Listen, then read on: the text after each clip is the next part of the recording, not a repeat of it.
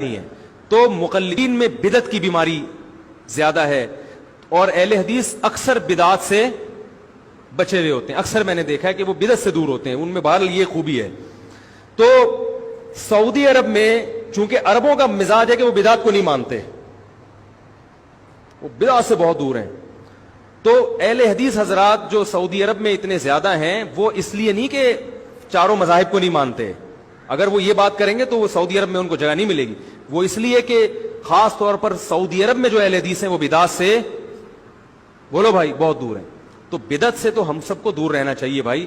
بہت ساری چیزیں ہم نے امام حنیفہ کے کھاتے میں ڈال دی ہیں, بہت ساری چیزیں ہم نے فقہ حنفی کے کھاتے میں ڈال دی ہیں, بہت ساری چیزیں ہم نے رسول اللہ صلی اللہ علیہ وسلم کی طرف منسوب کر دی ہیں.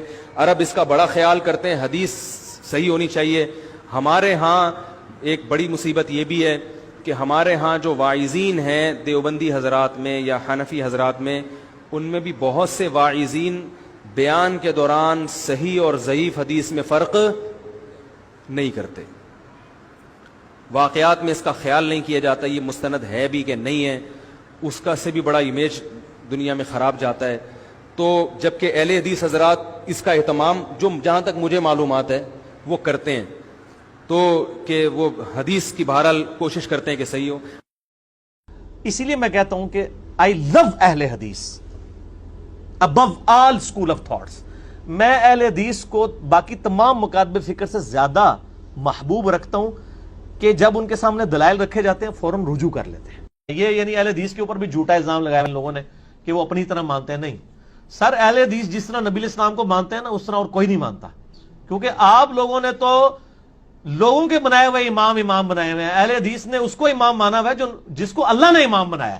ما ضل صاحبکم وما غوی.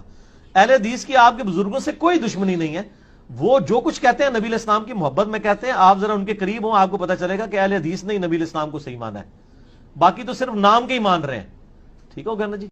کہوں کہ اہل حدیث کے عالم ہمارے پاس آئے, تقریر کر کے گئے, اس میں شیعہ نے بھی تقریر کی, باقی مسالک نے بھی کی, لیکن مدح اہل بیت میں جو گہری باتیں اور جو بڑی باتیں اہل حدیث کے عالم نے کی وہ کسی اور نے نہیں کی. اور میں خود حیران تھا کہ جو مشہور ہیں کہ یہ زیادہ اہل بیت سے مثلا دور ہیں یا نعوذ باللہ انہیں کہا جاتا ہے کہ یہ بغض میں, یہ اہل حدیث کیسے ہو سکتا ہے جو اتنی باتیں. تو انہوں نے بعد میں کتاب دی مجھے.